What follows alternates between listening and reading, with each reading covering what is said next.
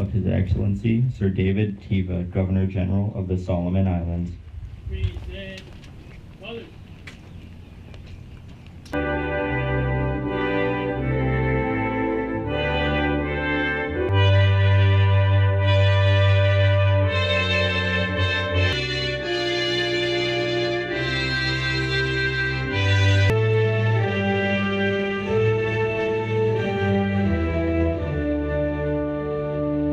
That morning also launched a relationship between the United States and Solomon Islands that has continued for over 8 decades. The courage of the Marines, sailors, Coast Guardsmen, and airmen, and their Solomon Islander partners, we have not forgotten. Right now, teams from the U.S. Defense POW MIA Accounting Agency are searching the hills and waters of Solomon Islands, piecing together the fullest possible accounting for family members who've waited decades for answers. That family finally got an answer they long awaited. More families are still waiting, and the mission continues. Americans, allies, and Solomon Islanders shed blood across this archipelago and in the waters around it in a struggle to achieve lasting peace. We now bear the responsibility to carry forward their work together, building on a foundation of shared values, history, and faith. That young man or woman is going to make the decision to join the Marine Corps and go through their entry-level training, and if they're lucky enough, they'll be blessed with orders to the 1st Marine Division. And when they get to the 1st Marine Division, they'll be struck by this famous yet simple and humble logo of a blue diamond with a red one on it, with the stars that represent the Southern Cross. And there's one word on that logo that means so much to those young men and women who found their way to the 1st Marine Division. And that word is the name Guadalcanal. It was the 5th Marine Regiment, a regiment that I am honored to say I get a chance to command today. Landing on the northern coast, the 5th Marines rapidly moved inland to secure the perimeter around what would become Henderson Field. Through the grueling battles along the Natanianaku River and the defense of the ridges, the 5th Marines fought with a ferocity that shattered the myth of enemy invincibility. They endured naval bombardments, banzai charges, malaria, and starvation, yet they never yielded an inch of critical ground. Without those air crews and the maintainers working around the clock in austere conditions, Guadalcanal would have been lost. Finally, we must remember that the Marines did not win this campaign alone. They relied heavily on the bravery of the Coast Watchers and the native Solomon Islanders. No figure embodies this partnership more than Sergeant Major Jacob Vosa, a retired Solomon Islands police officer. Vosa volunteered to scout behind enemy lines for the United States Marines. Captured by Japanese forces, he was interrogated, tied to a tree, tortured, and left for dead. With bayonet wounds to his chest and throat, Vosa bit through his bindings and crawled miles through the jungle back to American lines. Refusing medical treatment until he could deliver his intelligence, he warned the Marines of an impending massive assault, directly contributing to the decisive American victory at the Battle of Guadalcanal. For his indomitable spirit, he was awarded the Civil Star and later made an honorary Sergeant Major in the United States Marine Corps. As we reflect on this 84th anniversary, we draw strength from those who fought on Guadalcanal, the 1st Marine Division, the 5th Marine Regiment, the aviators, the logisticians, and heroes like Sergeant Major Vosa taught us that victory requires more than just combat power. It requires resilience, interoperability, and an unbreaking devotion to one another. May we never forget their sacrifices, and may we always strive to be worthy of the legacy they have left behind. A story that belongs equally to two peoples. The victory of Guadalcanal was won by two kinds of courage, woven together.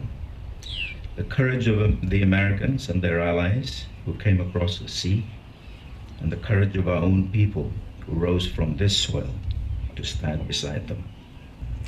Today we are proud to tell it in our own voice. So it means a great deal to me that many of the stories I will share this morning, only a few minutes, come from a book written by one of our own, Dr. Anna Anikwai.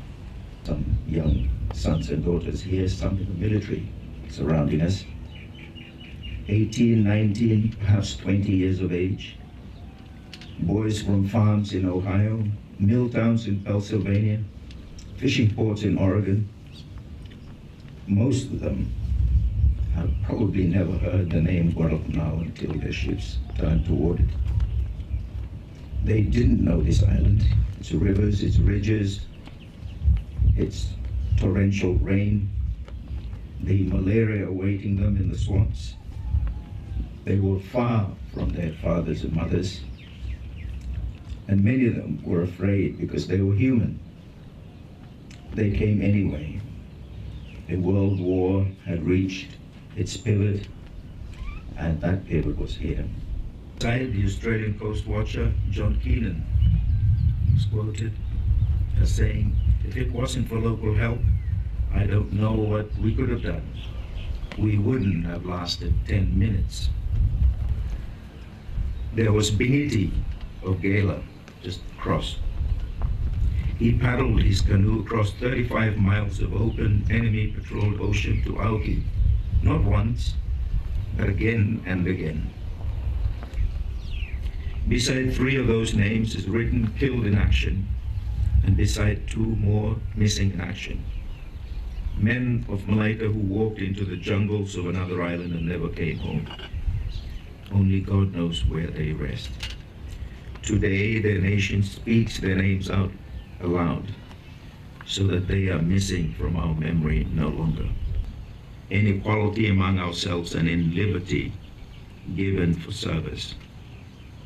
Freedom was not given to us, it was bought by a young man from Clay Ellen, Washington, and an old policeman from Tasimboko, Guadalcanal, by Molea and Siake and Todonga, by the sailors beneath our sea, and the scouts beneath our soil. And freedom bought at such a price is not ours to spend carelessly. It is ours to treasure and to motivate us to the service of our people, our children, and for the peace of the Pacific and the world. May God rest the fallen of Guadalcanal, of every nation. Let us never forget them.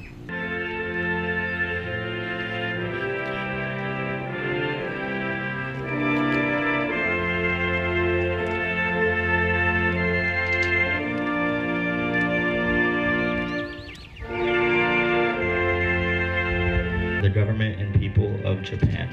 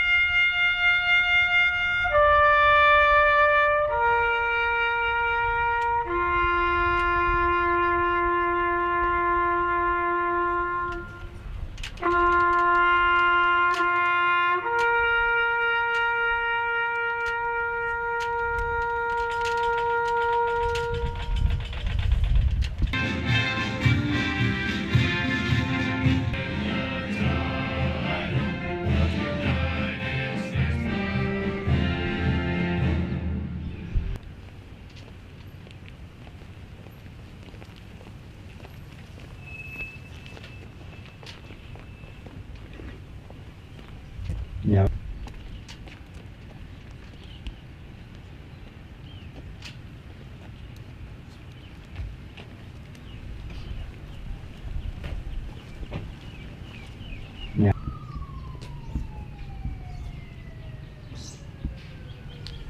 ladies and gentlemen, this concludes today's ceremony. Thank you for attending.